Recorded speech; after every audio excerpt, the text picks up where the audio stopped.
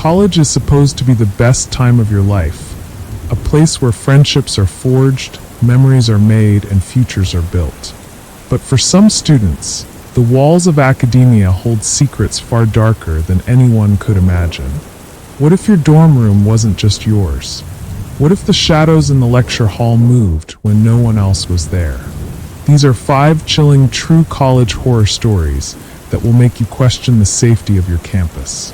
Keep the lights on, and don't forget to comment if you've ever had a creepy experience at college. We dare you to share.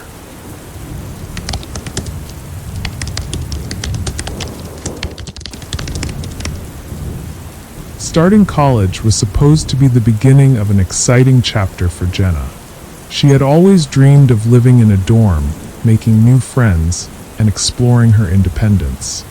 Her parents dropped her off at her dormitory on a crisp September morning.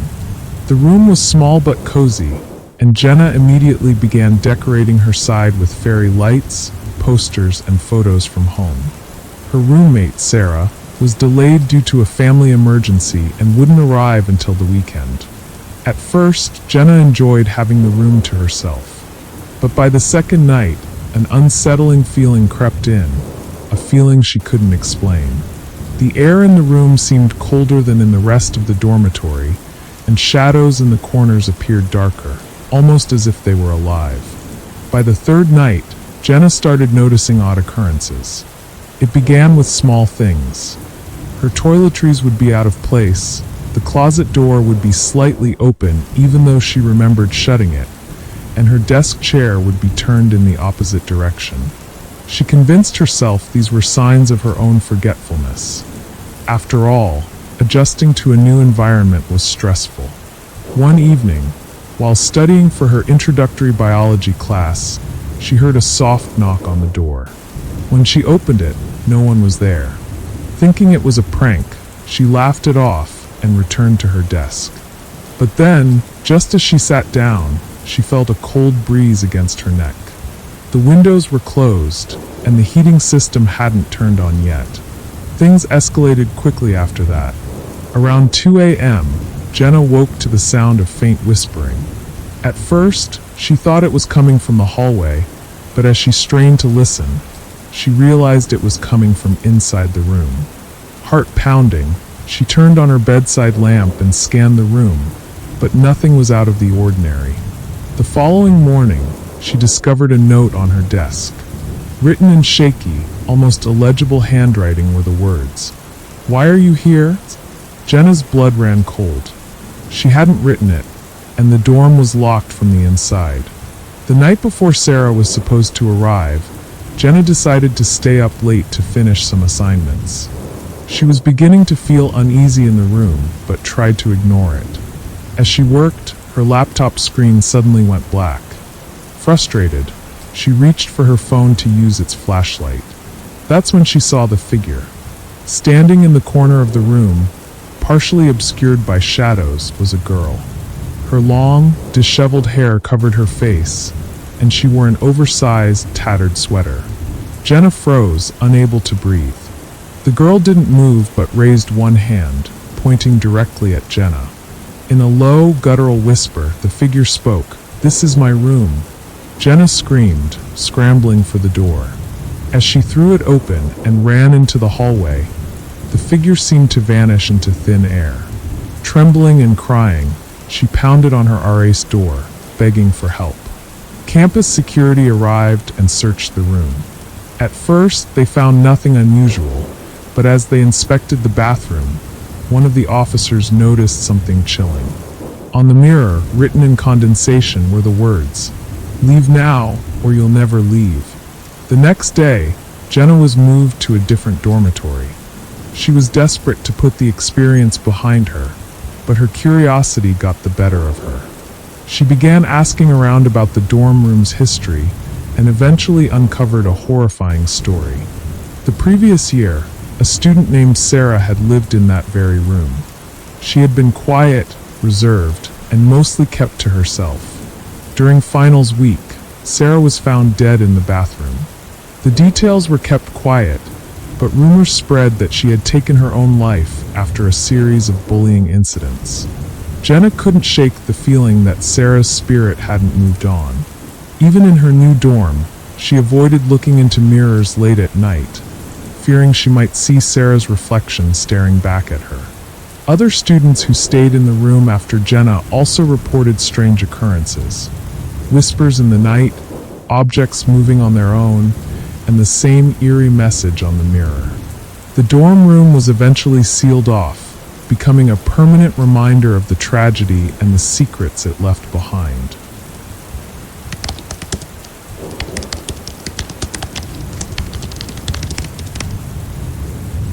It was Mia's second semester at college, and with finals looming, she found herself spending late nights in the campus library.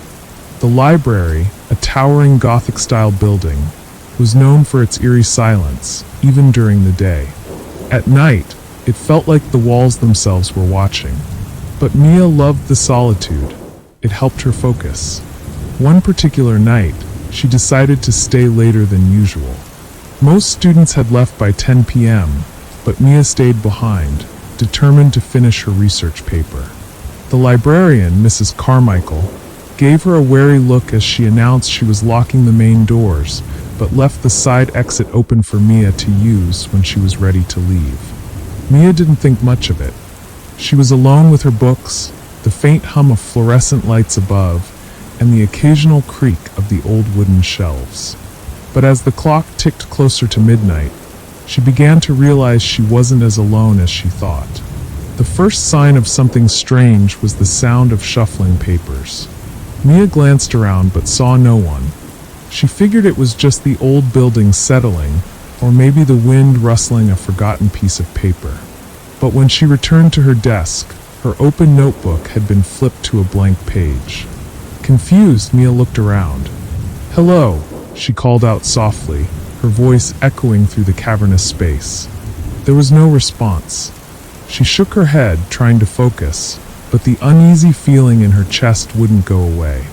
Moments later, she heard soft footsteps coming from the upper level. Her heart began to race. She knew she was supposed to be the only one there. Gathering her courage, she climbed the spiral staircase to the second floor, calling out, "Is someone there?" The upper floor was empty, but the feeling of being watched was overwhelming. Mia's eyes scanned the rows of bookshelves, but there was nothing out of the ordinary. Just as she was about to turn back, she noticed something chilling. One of the study desks had a single chair pulled out, and a dusty textbook lay open as if someone had been sitting there moments ago. Mia hurried back downstairs, her nerves frayed. She tried to convince herself she was imagining things, but as she gathered her belongings to leave, the lights flickered. For a brief moment, the entire library was plunged into darkness. When the lights came back on, Mia gasped. Standing at the far end of the room, barely visible in the dim light, was a figure. It was tall, with a shadowy outline that seemed to flicker like a distorted image on a screen. Its face was obscured, but it felt as though it was staring directly at her. Frozen in place, Mia could only watch as the figure slowly raised a hand and pointed toward the second floor. Her chest tightened with fear, but she couldn't move. The figure tilted its head, as if inviting her to follow. Summoning every ounce of courage, Mia bolted for the side exit. She didn't dare look back until she was outside, gasping for air. The library loomed behind her, its windows dark and lifeless. The next morning, Mia shared her experience with her roommate, who dismissed it as stress-induced paranoia. But Mia couldn't shake the feeling that what she saw was real. She decided to dig deeper into the library's history. What she discovered left her speechless. Decades ago, the library had been the site of a tragedy.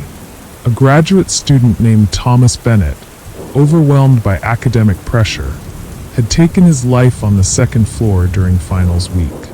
Since then, there had been multiple reports of strange occurrences, books moving on their own, flickering lights, and sightings of a shadowy figure. Mia avoided the library for the rest of the semester, opting to study in her dorm or at the student union. but she couldn't forget the figure's silent gesture, pointing her back to the second floor. To this day, she wonders what might have happened if she had followed it. Was it a warning, a plea for help, or something far more sinister?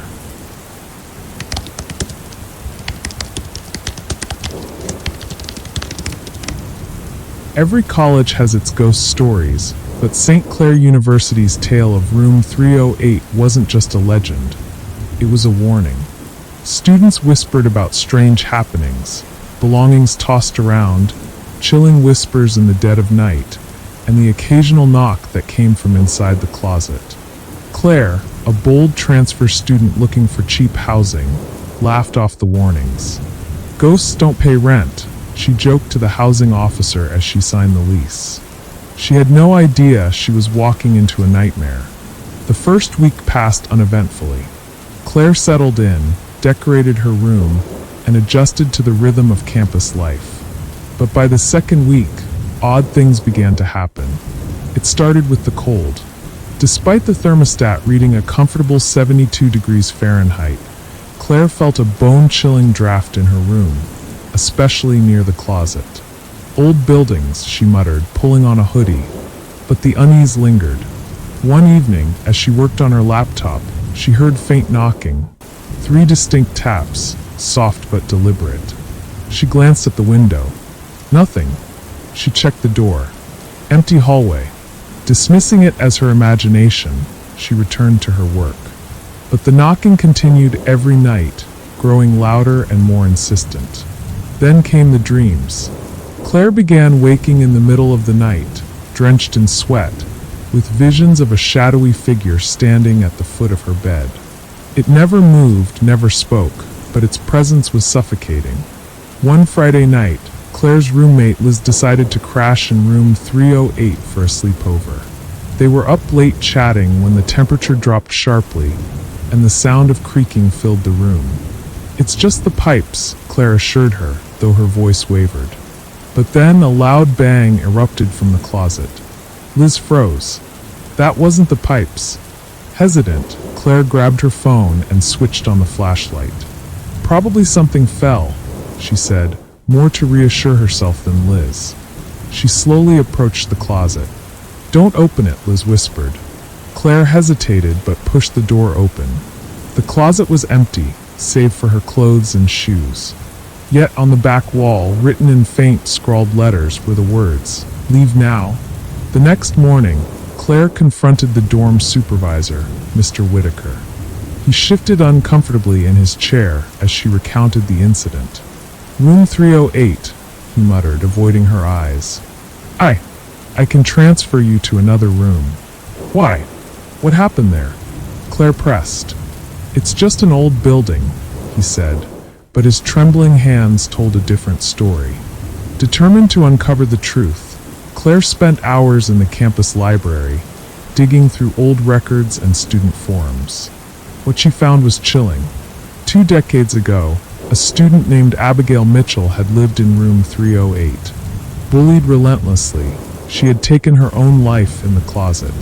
Since then, every resident had reported strange occurrences, but the university had swept it under the rug. That night, Claire decided to face the entity head-on. Armed with sage, a camera, and a voice recorder, she set up camp in her room. Liz begged her to reconsider, but Claire was resolute. At midnight, the room grew icy. The lights flickered, and the knocking returned, this time louder, angrier. Suddenly, the closet door slammed shut. "Who's there?" Claire shouted, her voice quivering. The camera captured a faint figure, a young woman with hollow eyes and tear-streaked cheeks, emerging from the closet. The figure pointed to Claire's desk, where her notebook lay open. As Claire approached, the air grew thick, almost unbearable. In her notebook, words appeared, written as if by an invisible hand. "Help me." Claire stayed up until dawn researching how to help restless spirits. With the help of a local psychic, she held a small ritual the next evening, placing flowers and a letter of apology in the closet. As the ritual ended, the room grew warm, and the oppressive energy lifted. The The psychic smiled faintly. She's free now. Claire moved out a week later. While she hoped Abigail had found peace, she couldn't shake the feeling that room 308's story was far from over.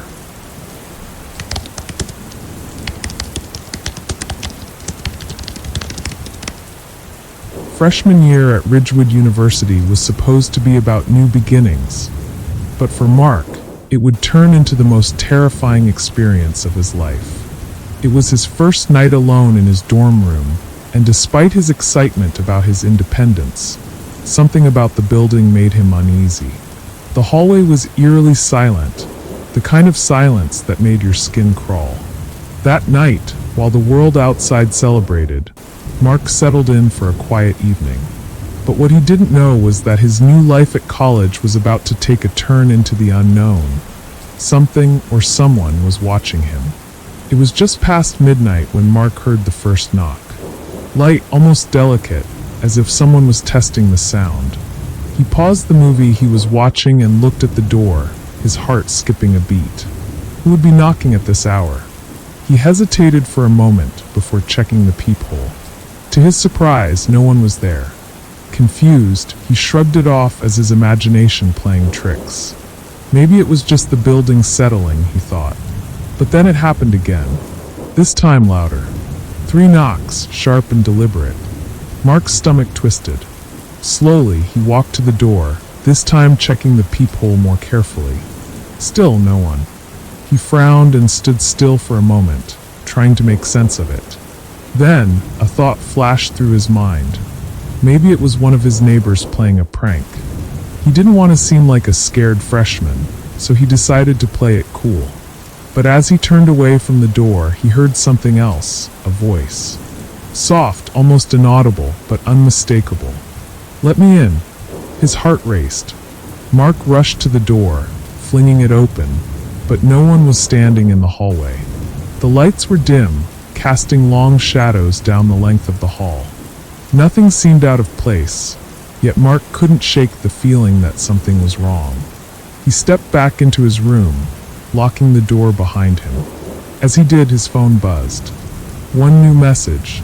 It was from an unknown number. Hesitant, Mark opened it. The message was chilling. "You should have let me in." His blood ran cold. He quickly checked the time. It was still the same, 1:13 a.m. How could anyone have sent that message? He hadn't given out his number to anyone. Not yet, at least. Mark's thoughts raced. Could it be a prank? Or was it something more sinister? He stared at the screen for a moment before deciding to call back the number. The call went through, but there was no answer. Instead, there was only heavy breathing on the other end. The hairs on his neck stood up. Terrified but trying to remain calm, Mark grabbed his coat and decided to leave the room for a while. Maybe some fresh air would help him shake off the feeling of dread that clung to him.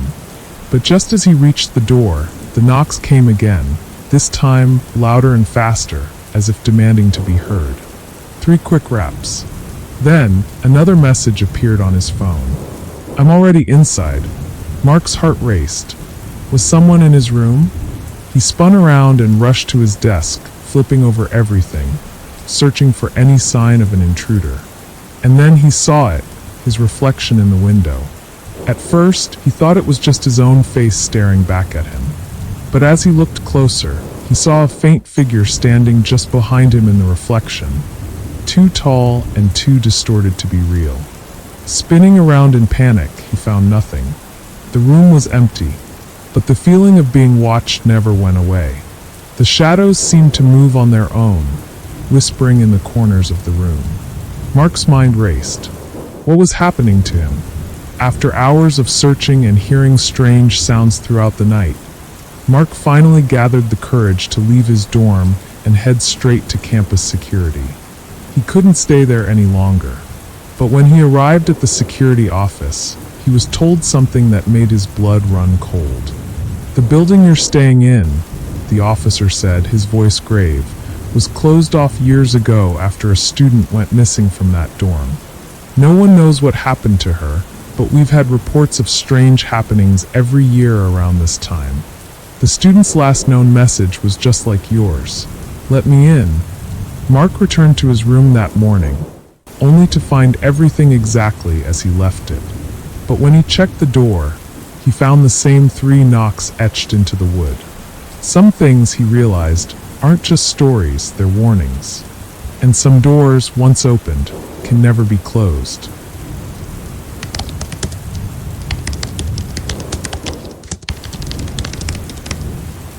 College was supposed to be a fresh start for Emily. New friends, new experiences, and a chance to live independently. But her first year at Crestwood University took a dark turn the moment she moved into her dorm. The excitement of new beginnings quickly faded as she found herself battling a creeping unease every night. It started off small. Strange noises at night, a feeling of being watched, and the unsettling presence of her roommate, who always seemed to disappear for hours without a word. Emily brushed it off at first. College life was overwhelming, after all. But soon, things took a terrifying turn, and she realized that the person she was living with was far from ordinary. It was around mid-semester when Emily started noticing the little things. Her roommate, Sarah, would leave the room every night just after dinner. At first, Emily thought Sarah had a social life, spending her evenings out with friends. But as the weeks went by, Emily realized that Sarah's behavior was becoming increasingly erratic. She would leave the room with no explanation, and sometimes Emily would hear her whispering to someone, even though the room would be empty when Emily checked. One night, Emily decided to confront Sarah about it, but when she went to Sarah's side of the room, it was eerily empty. The bed was made perfectly, as though no one had slept in it. Confused, Emily returned to her bed, dismissing the strange behavior as something she just had to get used to. But the feeling of being watched never left her. Then, on one particularly stormy night, everything changed. Emily had just settled into bed when she heard the unmistakable sound of footsteps outside her door. Her heart pounded in her chest as she sat up in bed. She glanced at the clock. It was well after midnight, and the halls of the dorm were supposed to be silent. The footsteps grew louder, closer, until they stopped right outside her door. A soft knock echoed through the room. Emily's breath hitched. She didn't know why, but she was terrified. She crawled out of bed, her heart racing, and looked through the peephole. No one was there. But just as she was about to turn away, a voice from the other side of the door chilled her to the bone. "Emily, let me in." It was Sarah's voice, but it didn't sound right. The words were slow, deliberate, and carried an unnatural rasp. Emily froze. She had heard Sarah leave hours ago. Who was on the other side of the door? She stepped back, panicking. The voice continued, softer now. "Please, Emily. Let me in." In a split second, Emily rushed to her phone and texted Sarah. "Where are you?" The reply came immediately. "I'm right here." Emily's heart stopped. She whipped her head toward the door.